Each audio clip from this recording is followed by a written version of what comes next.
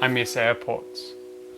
That's probably why I'm playing things like that. Time is a fluid concept in 2020. 3 weeks ago, I recorded my last video like this, and that was 3 weeks ago. It feels like it was this week. I've advanced my way through this book. Most of the advancement was yesterday because I had to catch many trains and many buses, and this reading is a good thing to do on public transport. In the last video I said I was up to page 70, and in the last video I said I have no idea what's going on. 260 out of 300 and maybe nearly 400 pages, and I still don't know what's going on. To clarify on that though, I don't miss airports and I don't miss aeroplanes. I miss the traveling.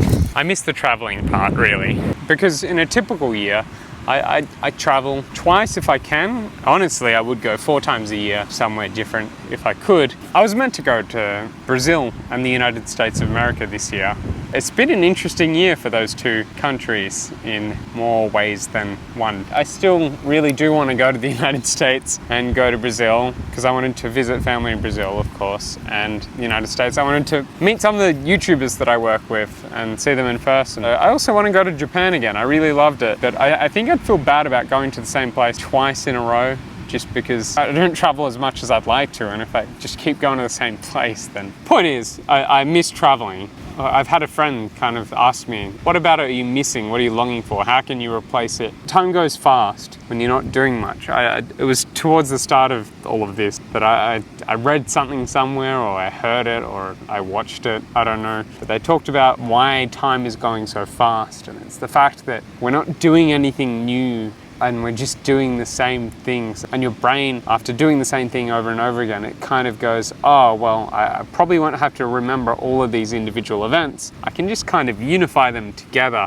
in one kind of mush. So that's my brain. It's like one kind of mush. Once I feel a lot of mush in any other year, I would just go and travel, go and do something different. Maybe that's what I'm missing, the kind of reset that travel gives you. It's a reset on perspective. This is the weirdest diary entry ever. I suppose that's what this is. It's a bizarre kind of diary that I am recording in public. But yeah, I hope you enjoyed this. If you want to watch some good videos, there we are. The very first one of these is here. I don't know where I am. I don't usually use this lens for filming myself, so I'm a bit lost for what the frame is, so I don't know, but there are links on the screen. Click on them. I'm going to get up very carefully because my camera is very sandy.